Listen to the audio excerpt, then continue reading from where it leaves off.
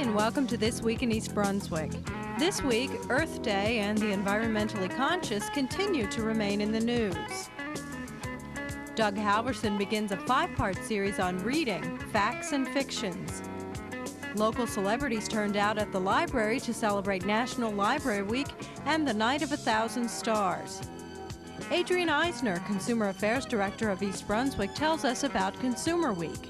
These stories and more are coming up, including a Memorial Minute and our regular council review. But first, our schedule for next week. Monday morning, Lenore Kulik stretches with rubber band exercises on Look Great, Feel Great at 10 o'clock. At 10:30, it's stories about animals and the environment on Stories from the Library. Tuesday evening at 7 o'clock, Channel 8 features a special informative production about Lyme disease. At 7:30, Paul Hansen informs investors to beware of securities fraud on you and your money. At 8 o'clock, John Runyon and guest Adrienne Eisner discuss consumer awareness on business bylines. Wednesday at 7:30, watch Spotlight on Education with host Dr. John Kopko, the superintendent of East Brunswick Public Schools. 18 follows at 8 o'clock with the students and advisors of SAVE, Students Against Violating the Environment. Thursday, catch a new edition of This Week in East Brunswick at 7 and 8, and at 7:30, Ken Shalhoub and guest Dr. Gloria Bachman explore menopausal problems on Let's Talk Health. Saturday morning's program schedule gives you a chance to catch what you've missed during the week. Tune in to the Community Bulletin Board for township announcements and events. Last Sunday, people nationwide celebrated the 20th anniversary of Earth Day. Here in East Brunswick, a local group organized a 3-mile Earth Day walk along Ireland's Brook. Hi, I'm Sandy Horvath. I'm advisor of a club called Students Against Violating the Environment. We call ourselves SAVE, and we're here on April 22nd, 1990. This is Earth Day. We couldn't ask for a better day today. As you can see, it's gorgeous out here. What we have planned today is a 3-mile nature walk to celebrate Earth Day, and we've asked students to accompany us and families and community people. We have a couple people here. We have a commissioner of the Environmental Commission in East Brunswick here today, and we have a local councilman, Joe Hudak is here, environmentalist. You can see behind me is Ireland's Brook. Ireland's Brook is actually the border between East Brunswick and South Brunswick. And we have everybody picking up litter, and as we go up along Ireland's Brook, which is approximately 3 miles, that's what we're going to be doing. We're going to be enjoying nature. We'll be picking up litter and just basically seeing parts of East Brunswick that people don't usually get a chance to see. To me, Earth Day isn't just one day of the year. Earth Day should be every day. Essentially, we need children and everyone to come out here and participate and help us clean out our environment. I'm here today basically because the environment is something that has been forgotten about by most people in today's society, and it's really something that's very important and should be taken care of. So I'm here today basically just to enjoy the environment and clean it up as I enjoy it. Earth Day is important to all of us. It marks an anniversary. Although my only problem with Earth Day is that I'd rather make it Earth Year. I think that everything should be taken care of in a better way. Our world today needs all the help that we can give it, and I'm hoping as many people can come to as many of our cleanups as possible. Today we're at Ireland's Brook in East Brunswick, and this used to be a reservoir for many of the people in the area. And since a Superfund site was set up near here, it's polluted the water, and the brook is no longer in use. And now it's just something to look at, you know, and appreciate the environment. But underneath, it's really poisonous for animals and for people, and it's just a shame. Our environment's in pretty bad shape, and most people take it for granted, and if they don't start realizing that they have to start taking care of the earth and be responsible for their actions, then sooner or later there's going to be almost nothing left for them to enjoy. Other schools in the township celebrated Earth Day, and Amy Fisher stopped at Chittick School to look in on the festivities. Hi, I'm Amy Fisher, and today I'm at Chittick School where there's a big celebration of Earth Day. And with me is Mr. Phil Hauser, the principal. Hi, Phil. Hi, how are you today, Amy? Very good. And this is a wonderful place today. Tell us what's happening. Well, we formed a committee of teachers approximately 3 months ago, knowing that this was going to be the 20th anniversary of Earth Day, and brainstormed and came up with ideas that kids could do in the classroom over that period of time, culminating in an actual Earth Day activity. So the teachers come up with ideas at each grade level, such as recycling newspaper and writing haikus, making a volleyball net out of plastic tops, using various garbage kinds of materials to build art projects. Kindergarten children have adopted a whale. And along with those activities, we also rented many educational videotapes that also could be used throughout that period of time. Today we culminated in a activity involving Earth Day speeches by each of the grade levels. One of the students read a tree poem. One of our parents made a beautiful Earth Day flag. And that culminated in a parade around the school. And each grade level was given a tree to plant. And you said a very wonderful thing this morning to the students when you introduced the program. Do you want to repeat that now, what you said you wanted them to promise to do? Yeah, this morning I made the statement that I felt that every day was Earth Day, not just one day a year, and that they should make a promise each day of their life from now on to make certain that they would do something to protect the environment. It's very nice, and you can see that the students really listen. They're very enthusiastic. Instead of just throwing everything away and making the dumps bigger, you can make stuff out of it, and you can use it all over and over again. Like newspaper, you can use it again and make a new newspaper, and soda cans, you can make new soda cans too. Well, I think they should just use it over again and make new things out of it. It can be used so many times instead of just throwing it away. My project is a dancer. It's made out of a soap bottle, yarn, shirt, and a cap.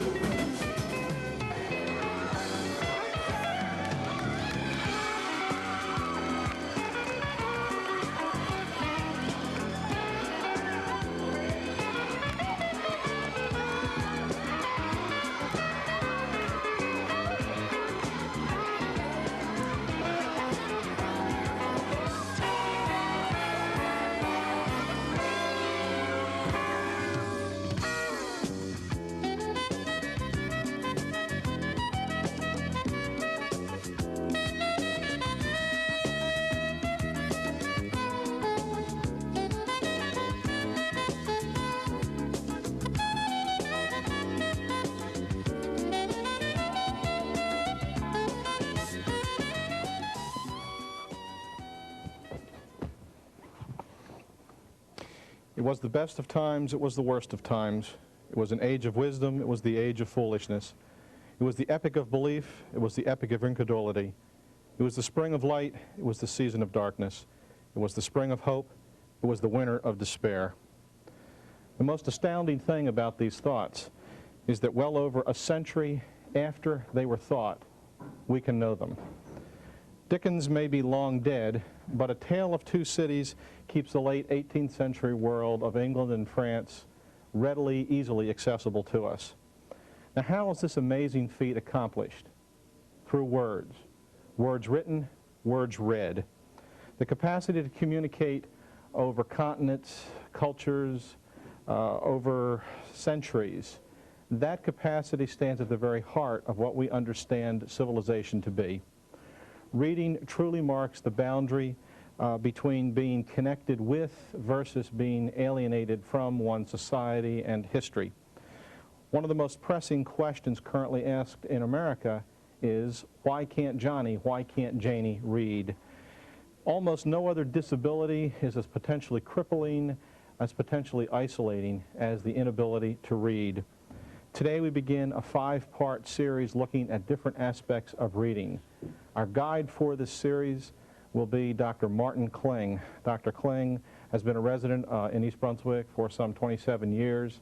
He is a professor at the Rutgers University Graduate School of Education, and he's the director of the Reading Center there. Dr. Kling, thanks for speaking to us about reading. I guess reading is such a common piece of most people's lives that we tend not to give much thought as to what it is or how we do it. Can you say something about, very simply, what is reading and how do we do it? Well, the quickest definition is that reading is a meaningful interpretation of printed or verbal symbols. But after you've said that, then the question is, what kind of symbols are we talking about? And I think another way of putting it is that there are different kinds of symbols. And the simplest symbol is the letter. And then we have words, and then sentences, paragraphs, and texts.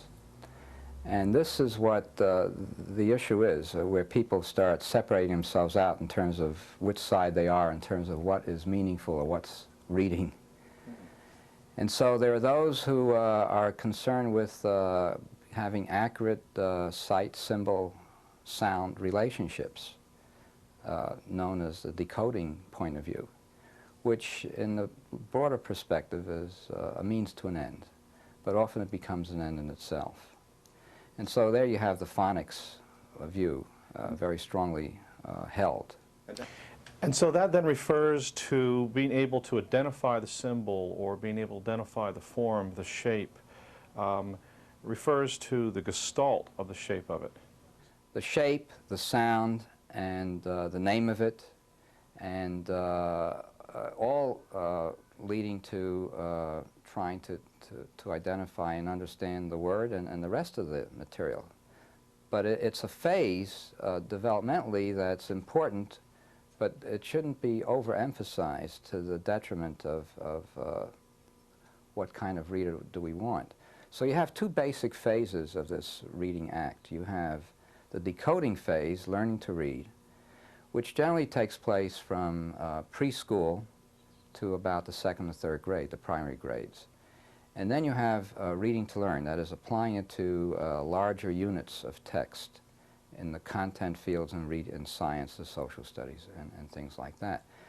But getting back to my other point about the developmental aspects of this, if you overemphasize the decoding, then you pay a price for it at the other end in applying it. I think what comes to mind recently is I evaluated an 11th grade high school student, and he scored the 99th percentile in phonics and the 1st percentile in comprehension. So all his schooling in remediation was geared toward the decoding process at the expense of meaning. So decoding is required for understanding, but decoding is not in and of itself sufficient for understanding. Exactly. It's a means to an end. But often people think that the beginning and ending of reading is just that in the early grades. What this view that I'm proposing is that reading is a developmental view that goes on from 0 to 99 years of age. It keeps growing and developing and deepening. Which leads me to another point, actually, and that is, what kind of reader do we want in terms of processing or understanding reading in the world around that person? And in the 21st century, you want a reader who's a critical thinker, who's independent, who's flexible, can read different kinds of materials for different kinds of purposes, and a reader who reads between the lines instead of literally just what's given to him or her. So it's a process that is ongoing and ever widening and deepening in terms of being in touch with oneself, being in touch with the world's past, present, and future. So then if decoding has any value, it's because it enables us to make sense of what we read. Initially. Initially. And of course, what has to be built on top of that is our experiences, direct experiences, as well as indirect experiences which are developed and fostered through more and more reading. So reading builds on reading, not decoding altogether, which is just a starting up process. So what a child accomplishes then in reading will really be related to how old he or she is.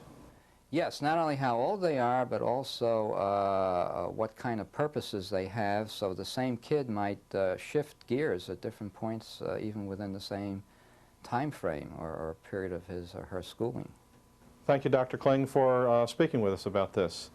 For our second in the series on reading, we'll be looking at how reading is measured.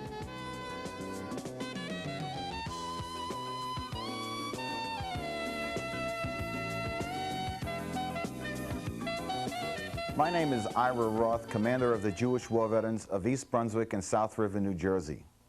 Memorial Day has always been a special day to me. I remember when I was a child, my mother was active with the Women's Auxiliary of a veterans organization. I used to attend the parade and ceremony they held on Memorial Day. I felt proud to be an American as the bugle player played taps and the veterans stood at attention saluting the American flag.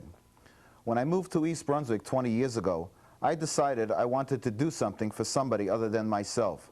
I joined the Jewish War Veterans. After my first visit to the Lyons Veterans Hospital in Lyons, New Jersey, doing veterans work was in my blood. Several years ago, the East Brunswick Town Council, in their budget cuts, eliminated $2,500 allocated to the Memorial Day Parade. At one of the council meetings, I had the privilege of representing the veterans organizations of East Brunswick. I brought to the mayor and council's attention that this day is the one day during the year that we should all pause to remember those who gave their lives for our country over the years and those that we visit in veterans facilities. It is because of them that the council can be meeting in a democratic society, making their decisions and all the opportunities that Americans have today. Mayor Fox, at that moment, speaking for the council, renewed the money to the budget. This year's planned parade will have over 2,000 participants. It is the hope of the veterans that parents will bring their children to the ceremony at 3 p.m. to understand that this is not a holiday for shopping, but to pause, reflect, and pay respects to those men and women who gave their lives. If you feel down and think you have problems, I can take you on a visit to Building 58 at the Lyons Hospital. For those of you who saw the movies Coming Home, 4th of July, and the other movies of recent years depicting the mental and physical problems that veterans have had adjusting society, this is the real thing. When Mr. Williams smiles and says to me, "Mr. Commander, you fellas always give us a good time. That's why we continue to do our veterans work." Mr. Williams is a World War II veteran that has been at the hospital for 20 years. He has no family. He is one of the many who gave of himself for our freedom. Hope to see you all on May 27th. Hi, I'm Josephine Fiamingo. Welcome to Night of 1,000 Stars. Tonight, special guest readers are participating in Read Aloud programs at libraries throughout the country. It is a national event to promote what we feel is vital to our nation, literacy and family reading. We have 18 readers in our program, which will run from 4 to 8:30 p.m. Rancher Hicks lived out west. As far as the eye could see, there was nothing. Not even a roaming buffalo, so nothing much ever happened. "I think I'll drive into town and see what's happening," said Rancher Hicks. "You want to drive along, Elna?" he asked his wife. "No, I gotta dig potatoes," said Elna.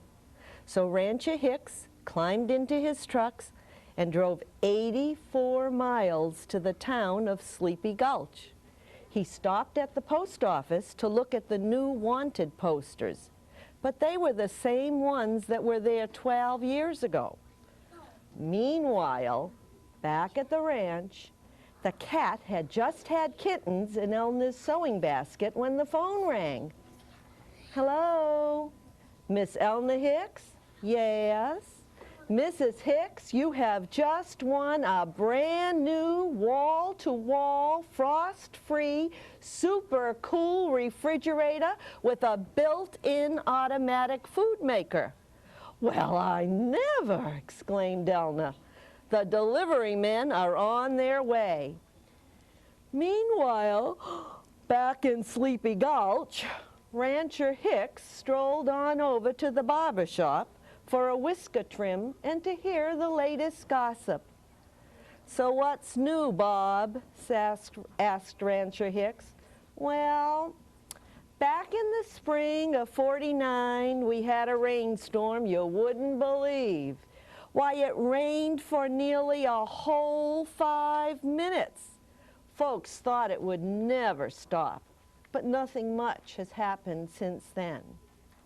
Meanwhile, back at the ranch, the dog had just had puppies when the postman came up the drive with a special delivery. Elna opened it. It was her great Aunt Edith's will, and it said, "My dear Elna, I am leaving you my entire estate, which is worth a bundle. Your loving great Aunt Edith. P.S.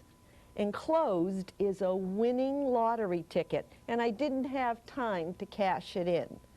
So Elna cashed in the lottery ticket and put new siding on the house. Then she added a new wing for the wall-to-wall refrigerator and a new den for all the puppies and the kittens. Meanwhile, back in Sleepy Gulch, Rancher Hicks moseyed on over to Millie's Mildew Luncheonette. "Well, what's on the menu today, Millie?" "Well, we got potatoes mashed, potatoes fried, potatoes boiled, potatoes baked, potatoes roasted, and potatoes stewed, potatoes scalloped, and potatoes steamed, and 1 egg." "Sounds great," said Rancher Hicks. "I'll have 1 of each and a side order of fries." Meanwhile, back at the ranch, after all the pigs had piglets, Elna finally started to dig potatoes, and she struck oil. The oilmen came and gave her lots of money. They started 8 new wells and an oil refinery that very same day. Elna took the money and had a very stylish sty built for all the pigs and the piglets. Meanwhile, back in Sleepy Gulch, Rancher Hicks headed on over to the general store to check out the checker game. "Howdy, boys, what's new?" "Well, Bernie here just got a king, and it only took him 2 weeks, said Kirk. "And I just jumped 2 of Kirk's men in a little over 2 hours, said Bernie. "Wow, what a game," said Rancher Hicks. "I can't wait to tell Elna." Meanwhile, back at the ranch, all the cows had calves when a silver limo swung into the driveway. Out jumped a Hollywood movie producer and his hairdresser. "Elna Hicks, I'm gonna make you a movie star." So Elna went. Hello, and welcome to Consumer Aware. I'm Adrienne Eisner, Director of the East Brunswick Consumer Affairs Office. The week of April 22nd through the 28th has been proclaimed National Consumers Week by President Bush. This is the time when we urge you, the public, to focus on your rights as a consumer. You have the right to choose, the right to make an intelligent choice from available products, services, and vendors. You have the right to be informed, the right to expect complete, accurate, and understandable information before making a decision to purchase, and the right to information concerning consumer law. You have the right to safety, the right to expect that products and services will not be hazardous to health and safety. You have the right to satisfaction, the right to expect that a product will function as promised and that a service contractor will render capable and efficient work. And you have the right to redress, the right to complain, to be heard, and to receive a fair and just resolution of a problem. There are many federal, state, and local agencies working to assure that consumer rights are adequately protected. The theme this year for National Consumers Week is 1990, New Consumer Horizons. As we encounter new concerns and changes in the marketplace, the goal is to meet these new challenges with effective education, legislation, and enforcement. The East Brunswick Consumer Affairs Office is proud to be part of this effort. If we can help you with any consumer-related problems or you have any inquiries, please contact us at the East Brunswick Consumer Affairs Office. We are located in the municipal building. Our telephone number is 390-6954. Thank you for joining me on Consumer Aware. See you again next time. This week, Township residents passed both the current expense and capital outlay portions of a $53.2 million school budget and elected 3 candidates to the Board of Education. The budget represents a school tax rate of $2.18 per $100 of assessed property value. Elected to the Board of Education for 3-year terms were Norma O'Teicher, who received the most votes, incumbent Robert Van Wagner, a 13-year veteran of the board, and retired school psychologist Don DeCenzo. Also this week, the Township Council voted to adopt the township budget. At $28.2 million with $14.7 million to be raised through taxes, property taxes will be maintained at 79 cents per $100 of assessed value. The only dissenting vote came from Democrat Richard Walling, who has objected to the administration's use of host community funds to offset current expenses. A lengthy discussion on the question of whether or not the township should continue to add fluoride to our water supply was initiated by Russell Walker during the public portion of the meeting. Walker, a former township councilman, spoke against the addition of fluoride because of controversy about its safety. The council also heard a proposal to ban polystyrene in the township. Council members agreed to investigate the possibility of such a ban, suggested by Planning Board member Tom Clark. This is Paul Hansen from You and Your Money with this week's Money Tip. The beta coefficient is a measure of a stock's relative volatility. The beta is the covariance of a stock in relation to the rest of the stock market. The Standard & Poor's 500 stock index has a beta coefficient of 1. Any stock with a higher beta is more volatile than the market, and any with a lower beta can be expected to rise and fall more slowly than the market. A conservative investor whose main concern is preservation of capital should focus on stocks with low betas, whereas one willing to take a high risk in an effort to earn high rewards should look for high beta stocks. This is Paul Hansen from You and Your Money with this week's Money Tip.